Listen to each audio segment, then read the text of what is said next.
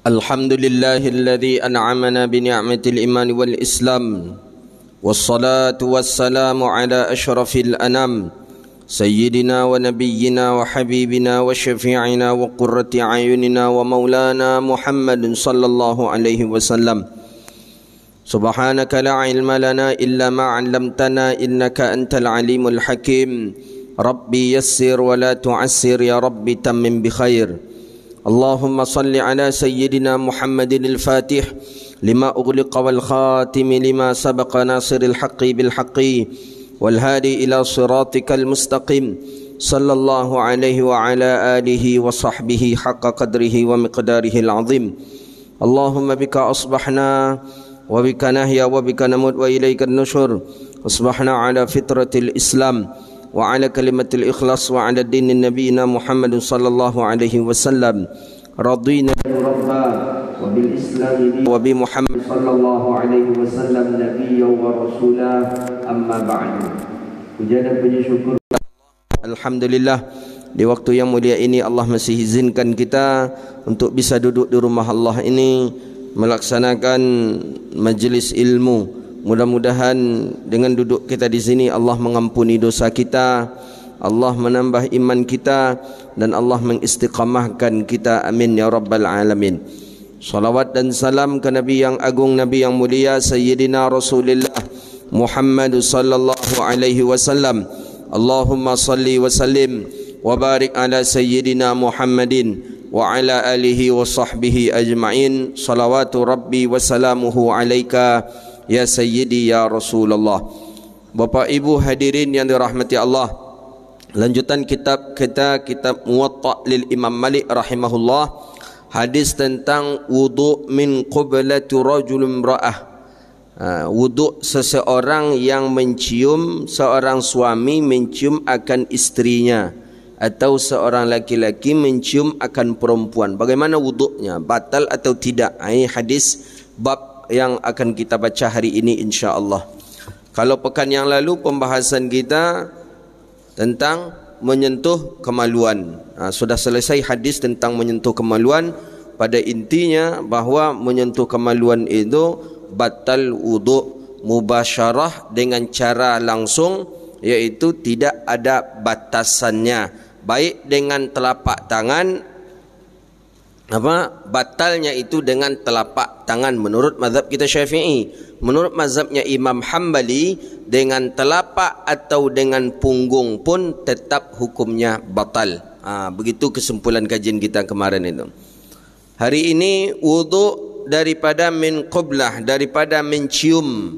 Ya, mencium seseorang laki-laki mencium akan seorang perempuan, atau seorang suami mencium seorang isteri dan dia sudah dalam keadaan berwuduk. Ini khilafiyah ulama.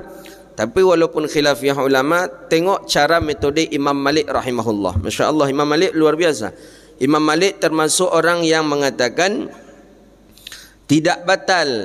Imam Malik daripada Imam Abi Ishaq, begitu juga Imam Ats-Tsauri, annahu la yanqidul hal, mengatakan tak batal. Tapi beliau mengatakan tak batal, pendapat mazhab beliau mengatakan tak batal, tapi dalam Muwatta, dalam kitab beliau menyebutkan hadis yang pertama yang menjelaskan membatalkan wudu. Itu luar biasa wawasan daripada ulama mazhab. Kita tengok pertama, hadis yang pertama, qala al-musannif rahimahullahu ta'ala an Malik ibn Anas an ibn Shihab an Salim. Salim ini cucu daripada Umar ibn al-Khattab. Salim an Abdullah ibn Abi, an Abdullah an abihi. Abihi, bapaknya di sana adalah Umar ibn al-Khattab. Abdullah ibn Umar ibn al-Khattab annahu kana yakul. Umar ibn al-Khattab berkata, apa kata Umar ibn al-Khattab? Qiblah, mencium seorang laki-laki akan seorang perempuan. Dicium laki-laki mencium perempuan. Wa jaswaha biyadihi, kemudian ia raba. Jaswaha itu ia raba, ia pegang. Biyadihi, dengan tangannya. Minal mulamasah, maka itu termasuk mulamasah. Mulamasah itu ketika ada nampak seperti gambar yang ada apa ya? Ketika dirasa diraba dia terasa, tu mulamasah namanya. Timbul. Ini ada kau tak salah. Ini mulamasah. Timbulnya, yang timbul ketika dipegang terasa dia mulamasah. Kemudian apa kata Sayyidina Umar? Man qubbila, siapa yang mencium peristrinya, perempuannya atau merabanya biadihi dengan tangannya, fa'alaihil wudu', maka dia wajib berwudu'. Jadi hadis yang pertama ini menjelaskan orang yang menyentuh perempuan atau menciumnya perempuan maka batallah wudu'nya. Ini hadis yang pertama. Jadi dari hadis ini jelas bahwa menyentuh, mencium, maksud di sana mencium bil famih, dengan daripada mulutnya. Mencium tentu dengan mulut. Ada dua makna mencium di sini. Ima dia mencium dengan memasukkan mulutnya ke dalam mulut seseorang. Ini maaf, ini fikih ni. Lidahnya ke dalam lidah seseorang, itu juga disebut dengan qublah. Atau sekadar mencium pipinya dengan memakai bibirnya saja, itu juga qublah. Kedua-duanya dengan makna sama. Mula masah, mencium, maka batallah daripada wuduknya. Baik. Ulama mengatakan di sini bahawa kalau mencium tadi ini dengan tidak ada alas. Ya, dalam arti kata bukan di balik jilbabnya gitu. Tapi kalau umpamanya perempuan tu di balik jilbabnya, yang ini kita cium, itu tak batal wuduk. Tak batal. Ya, atau kita cium kepalanya sedangkan dia pakai mukena, tak batal wuduknya. Menyentuh macam tu juga. Kalau ada hail, ada batas, ada batasan mukenahnya atau apa, tersinggung kita, atau yang ini yang kita raba, itu tidak membatalkan wuduk. Itu maksud daripada hadis ini.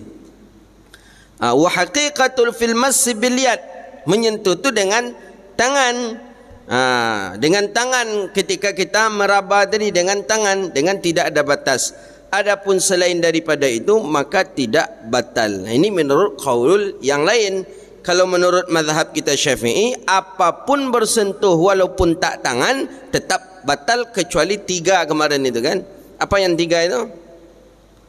Dhafrun, kuku, sya'run, rambut, asanun, gigi. Itu yang tak batal. Ya, kalau rambut, kalau kuku, kalau gigi tak batal. Tapi selain daripada itu, batallah daripada wuduk kita. Ini maksudnya.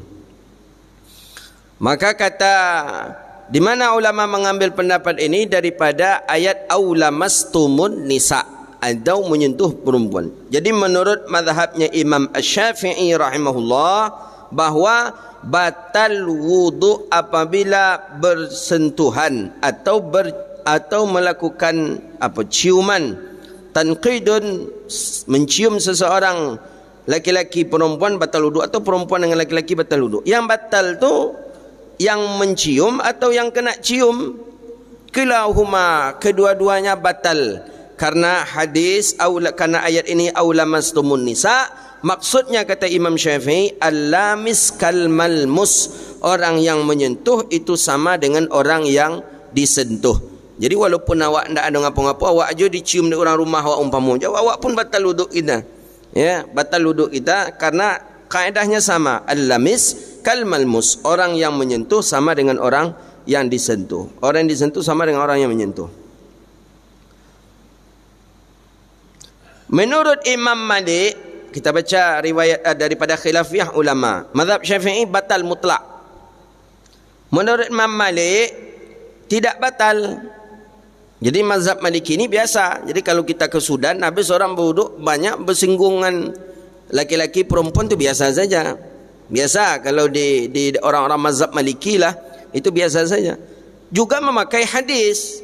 Tapi hadisnya itu tak dinukilkan oleh Imam Malik dalam kitab Muwatta. Menurut Imam Malik tak batal.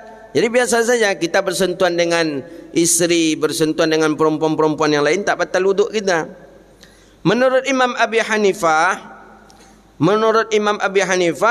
yang batal itu kalau sudah mubasyarah fahisyah.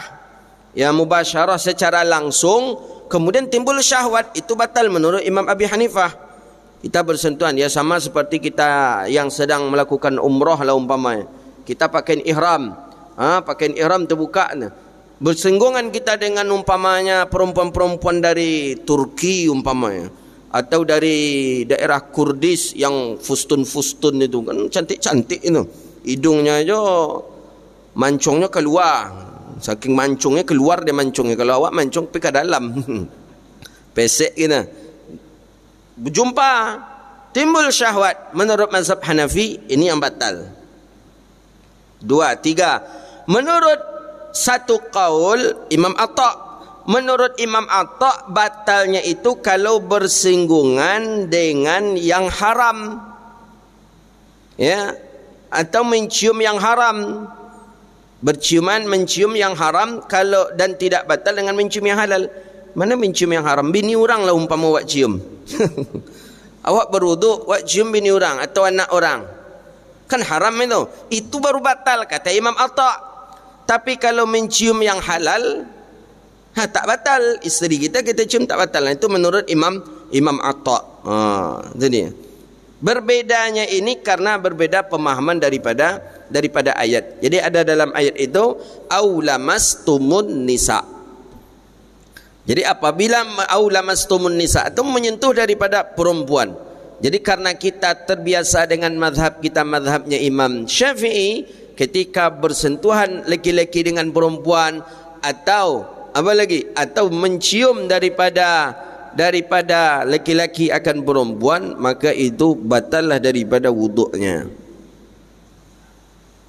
Ya, ada hadis daripada Sayyidah Aisyah bahwa baginda Nabi sallallahu alaihi wasallam, kata Sayyidah Aisyah, itu disebutkan dalam Sayyidah Aisyah bahwa Nabi sallallahu alaihi wasallam mencium daripada sebagian isteri-isterinya, kemudian Nabi salat wala yatawadda, dan Nabi tak berwuduk. Hadis ini Imam Abi Daud dan Imam Nasai, dan ya, Imam Abi Daud dan Imam Nasai katanya Nabi mencium isteri-isterinya, kemudian Nabi salat dan Nabi tidak berwuduk. Ini yang dipakai oleh mazhabnya Imam Maliki. Menurut mazhab Maliki tidak ada masalah, tidak batal wuduk dengan mencium daripada isteri-isteri kita, menurut mazhab Maliki. Menurut mazhab Syafi'i batal berdasarkan hadis daripada Sayyidina Umar ibn al-Khattab tadi.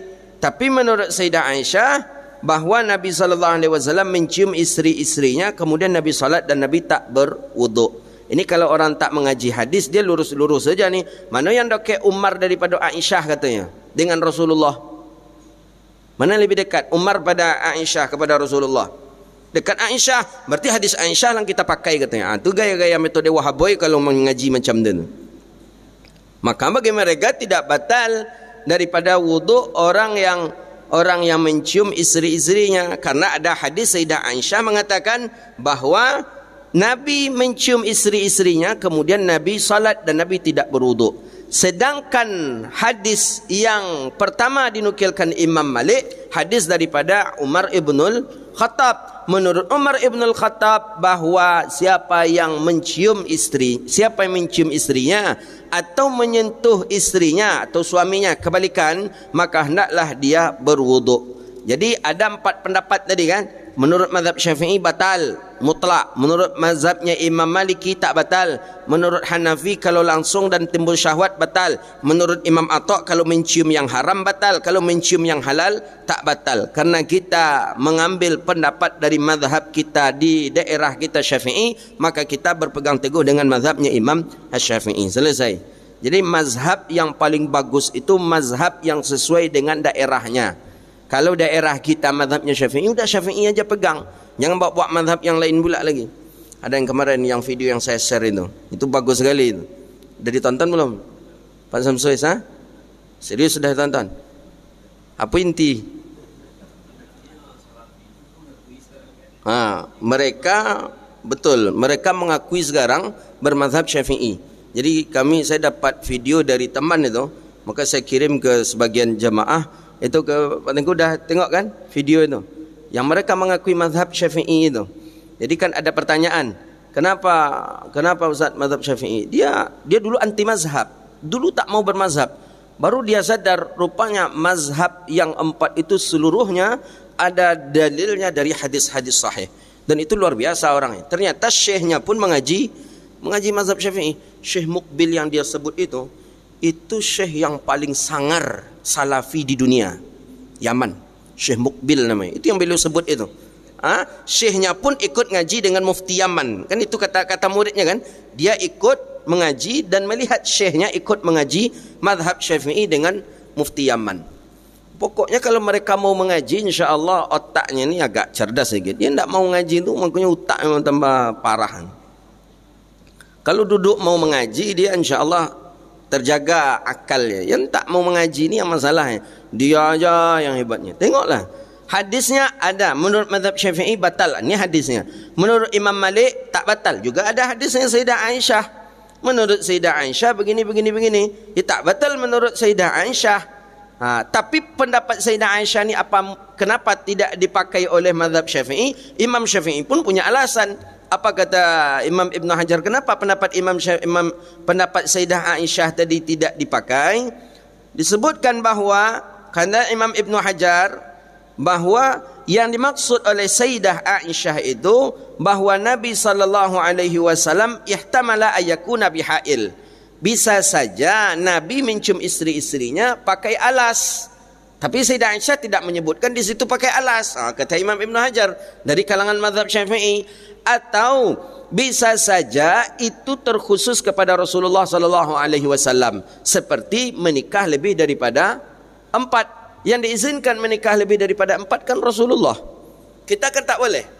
Tak boleh. Kalaupun boleh tak ikut tolak dah awak dah. Dua je tak tolak dah kalaupun boleh. Ya kan? Tak boleh. Ya tidak boleh. Jadi bagaimana? Ya 1, 2, 3 dan 4 cukup itu saja. Gitu ni. Jangan barok pula 4 lebih daripada 4 lebih dari cik aja nak tolak dah bang. Dia ustaz nak tolak tu ya, tapi tolak ustaz tolak lo kami cerita aja ni nak ada tu peko ustaz lah sudah kalau kena fuban ustaz aku lari aja jemaah kalau macam agim kan awal satu ramai orang samai Istiqlal penuh luar biasa. Apa kajian waktu tu manajemen kalbu. Mungkin macam awak je lah tu. Cubalah ya cubalah ustaz, cubalah kiai kan. Beko kalau kiai lah apa beko kami ikut lo bekonya. Ni cuba dek kawan cik rupa jemaah hilang lari saudara jemaah.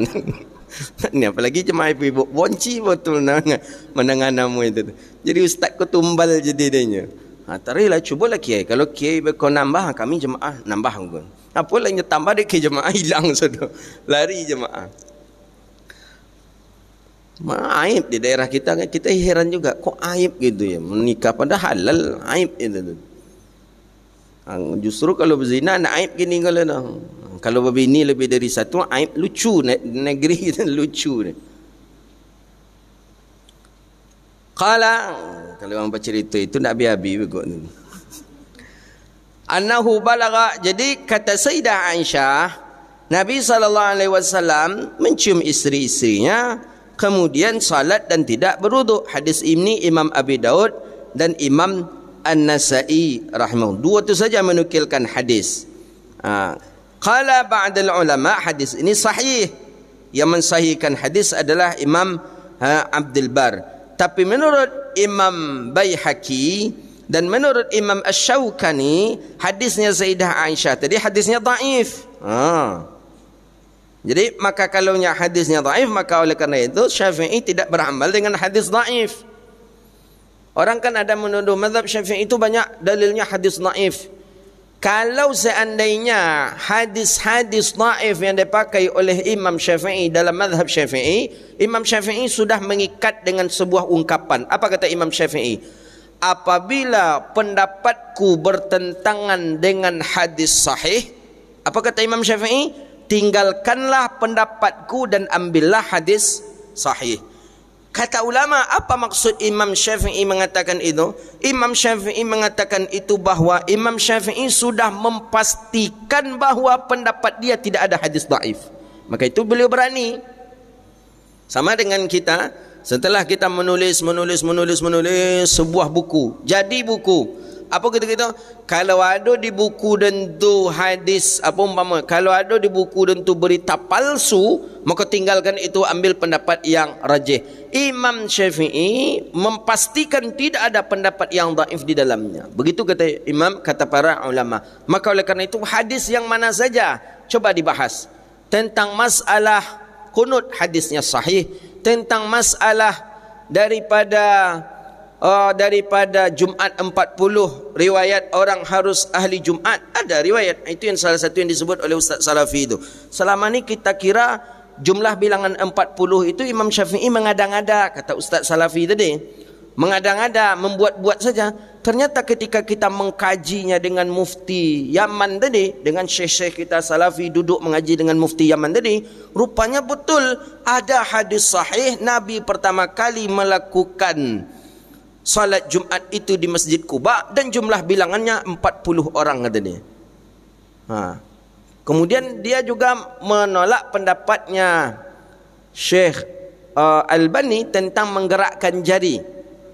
Jadi kata dia, kata Syekh Salafi tadi, menurut Syekh Albani, pendapat yang paling kuat dan hadisnya sahih tentang menggerakkan jari ketika tasyahud at-tahiyyatul mubarakah, syadid, semakin kuat menggerakkan semakin bagus, karena semakin kuat menggerakkan itu sama dengan semakin kuat kita memukul iblis atau memukul syaitan, kata Syekh Albani. Jadi apa kata Syekh Salafi tadi? Syekh Salafi di antaranya ada Syekh Muqbil, ada Syekh Hasan, ada Syekh siapa, dia sebutkan semua ya, mengatakan pendapat hadis yang dibuat sahih oleh Albani itu adalah hadisnya dhaif. Maka banyak sekarang Salafi tidak lagi bergerak jarinya. Kenapa? Karena menurut dia hadis yang dipakai Albani itu pun hadisnya dhaif. Yang mengatakan dhaif siapa? Ustaz Salafi juga, Syekh Salafi juga. Makanya antara mereka dengan mereka saja tidak ada satu pemahaman dalam mazhab Syafi'i, satu saja dalam pemahaman dalam hal ibadah. Tapi walaupun dalam hal yang lain pun ada khilaf, tapi khilafnya terarah oleh adanya pendapatnya Imam An-Nawawi rahimahullahu ta'ala. Itu belum kalau mereka mencek status hadis tentang menggepal tangan. Kalau dia mencoba mencari status hadis menggepal tangan ketika bangkit daripada sujud, mereka akan nampak lagi, berarti tambah lagi ada hadis palsu yang ada dalam kitab yang mereka amalkan. Menurut mazhab kita, menurut Imam Ibn Hajar, jelas hadisnya tidak ada, la aslalah, tidak ada asal. Tidak ada asal berarti tidak ada hadis daripada Rasulullah sallallahu alaihi wasallam. Sudah pernah kita takhrid daripada hadis ini. Jadi kata Sayyidah Aisyah tadi, Nabi mencium, kemudian Nabi salat dan Nabi tidak berwuduk. Nabi tidak berwuduk. Jadi hadis tu kata Imam Asy-Syaukani, hadis tadi adalah hadisnya lemah. Tapi menurut Imam Abdul Bar, hadisnya itu sahih. Menurut Imam Asy-Syaukani, Imam Abi Daud dan Imam Nasai yang menukil di dalam sahihnya. Di dalam kitabnya, begitu dia. Waliza qala Syaukani hadits akhrajahu Abu Dawud Tirmizi wa Ibnu Majah min tariq Urwah Ibnu Zubair an Aisyah. Begitu dia. Jadi hadis itulah yang dipakai oleh mazhabnya Imam Malik. Hadis berikutnya, an Malik annahu ballaghahu anna Abdullah ibni Mas'ud kana yaqul man qabla ar-rajul imra'atah al-wudu'. Siapa yang mencium perempuan, laki-laki yang mencium akan perempuannya, maka hendaklah dia berwuduk. Ini hadis yang kedua dinukilkan oleh Imam Malik rahimahullah. Masya Allah, luar biasa kan. Menurut Imam Malik, tidak batal wuduk seorang laki-laki mencium perempuan, tak batal wuduk laki-laki menyentuh perempuan. Tapi dalam kitab Muwatta' beliau menukilkan hadis-hadis menjelaskan batal wudu orang yang mencium dan menyentuh. Jadi kan luar biasa ini. Makanya bukan berarti ulama madhab itu dia sempit dengan pemahaman madhab, dia tidak. Justru pendapat yang lain juga dia tampilkan. Kalau kita kadang tak ilmiah, pendapat kita saja yang kita tampilkan, pendapat orang tidak kita munculkan. Imam Malik, pendapat orang yang beliau munculkan ini. Pertama tadi batal juga Umar Ibn Khattab. Abdullah Ibn Mas'ud juga mengatakan batal. Siapa yang mencium laki-laki mencium perempuan atau menyentuh perempuan, maka batallah daripada wuduknya. Juga pendapat membatalkan mazhabnya Imam Syafi'i. Hadis berikutnya an Malik, daripada Malik an Ibni Shihab annahu kana yaqul man qablata ar-rajul imra'atal wudu'. Lagi-lagi siapa yang mencium laki-laki yang mencium akan perempuannya, maka hendaklah dia berwudu'. Mu'allad indal Imam Malik radhiyallahu anhu bi syurutil iltizat anna al-mutlaq lamas indahu aidan la yanqidul wudu' wa aidan kulluha muqayyadun bila ha'il wa dzakara syamil wudu' minhu minal mandubat khurujan min al-khilaf. Imam Malik ini mengatakan tidak batal wudu' bersentuhan dengan laki-laki atau bersentuhan dengan perempuan, baik itu memakai alas atau tidak memakai alas. Begitu dia di dalam kaulnya Imam Malik. Jadi menurut kita mazhab Syafi'i berdasarkan dengan 3 hadis ini. Hadis Umar Ibn Khattab mengatakan orang yang mencium laki-laki mencium perempuan batal wuduknya. Kemudian hadis Abdullah ibni Mas'ud, siapa yang mencium laki-laki mencium perempuan batal wuduk. Kemudian hadis Ibni Shihab mengatakan siapa yang mencium laki-laki mencium perempuan batal wuduk. Di dalam kitab Muwatta 3 hadis menjelaskan tentang siapa mencium laki-laki mencium perempuan batal wuduknya. Berarti kitab Muwatta'nya Imam Malik memuatkan dalil-dalil mazhabnya Imam Syafi'i. Sedangkan dalil yang dipakai oleh mazhab Maliki sendiri di mana? Di dalam kitab-kitab yang lain. Dinukilkan di dalam kitab-kitab yang lain. Maka menurut mazhabnya Imam Maliki bahawa orang yang berciuman atau bersentuhan dengan orang yang halal menikah atau dengan perempuan yang dihalalkan menikah, maka dia batallah daripada wuduknya. Jadi kesimpulan bahawa mencium, ada 4 kaul ulama, mencium perempuan atau perempuan mencium laki-laki atau bersentuhan laki-laki dengan perempuan dengan tanpa ada alas atau batas.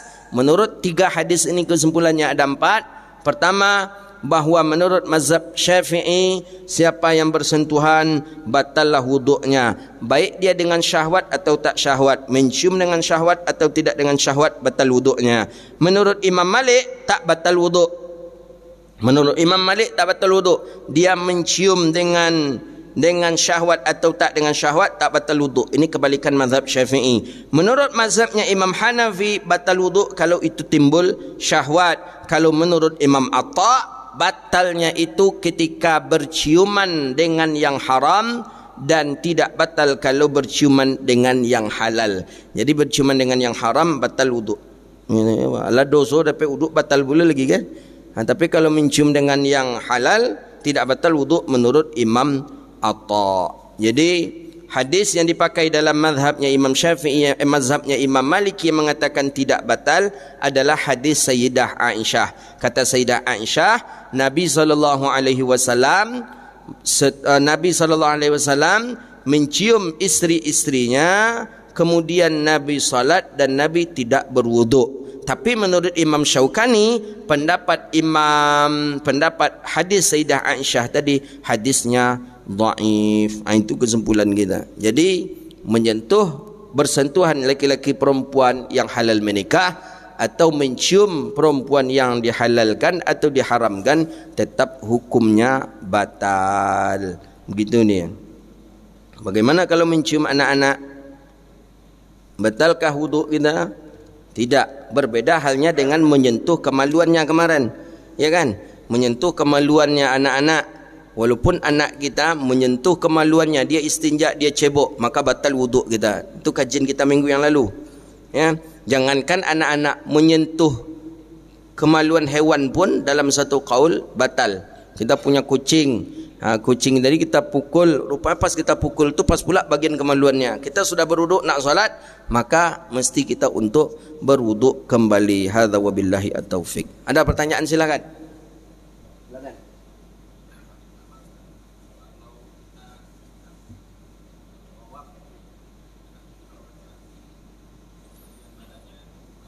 Iya.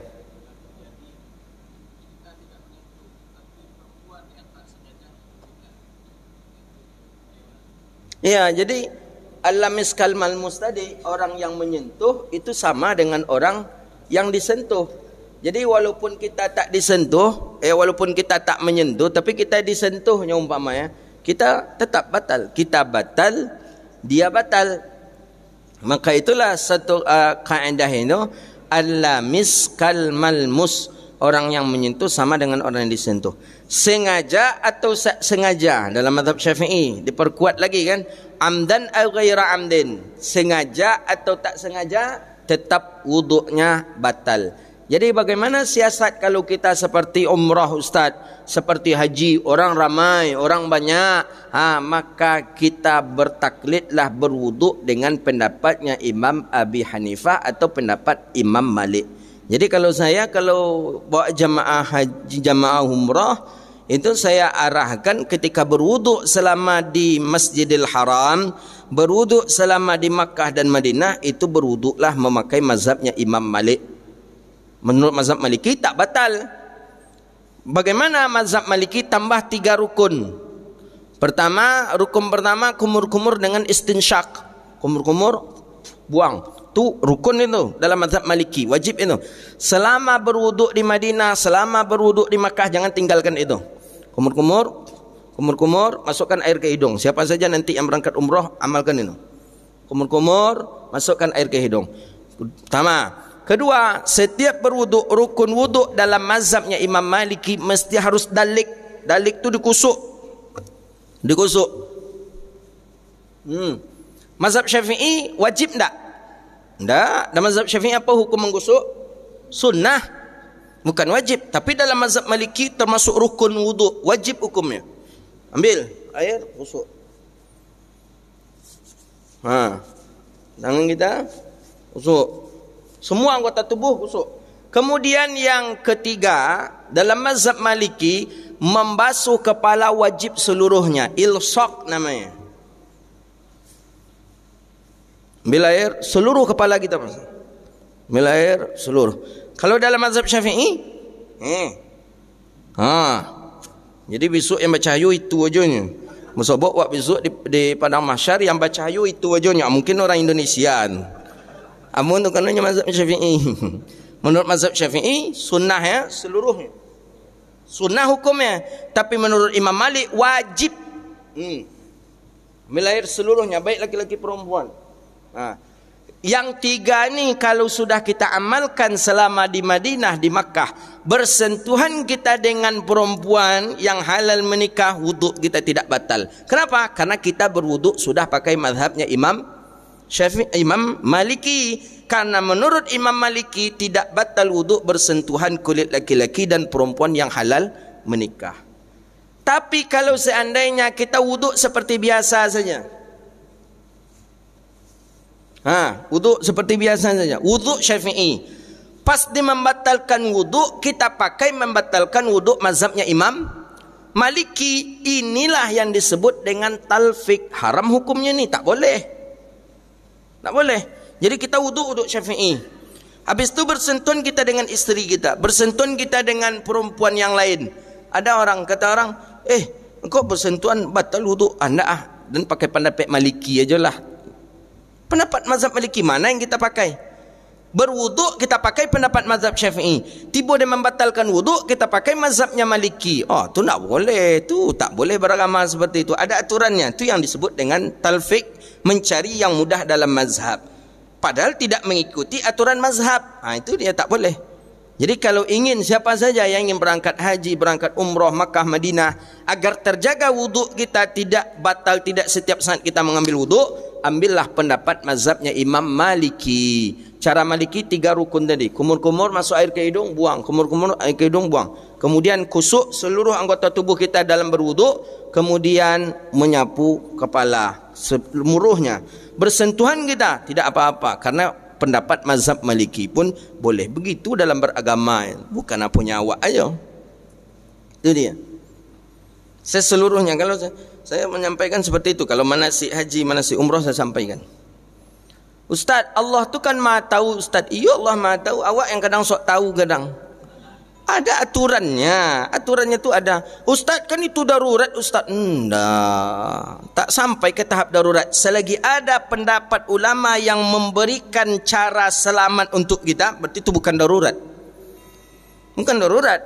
Ada pendapat ulama ni menurut mazhab Maliki ni seperti ini. Ambil mazhabnya Imam Maliki. Wuduk dengan wuduk Maliki, pas salat dengan salat Hambali boleh? Boleh. Wuduk Syafi'i, ternyata imamnya Hambali ikut kepada, boleh, tak ada masalah. Boleh. Yang tak boleh itu satu furu' ibadah tapi berbeza mazhab. Ini yang tak boleh. Berwuduk Syafi'i membatalkan wuduk Maliki. Ini yang tak boleh. Tapi kalau ini sudah berbeza, wuduk berbeza mazhab, salat berbeza lagi, boleh, tidak apa-apa. Begitu dia. Baik, ada yang lain? Silakan.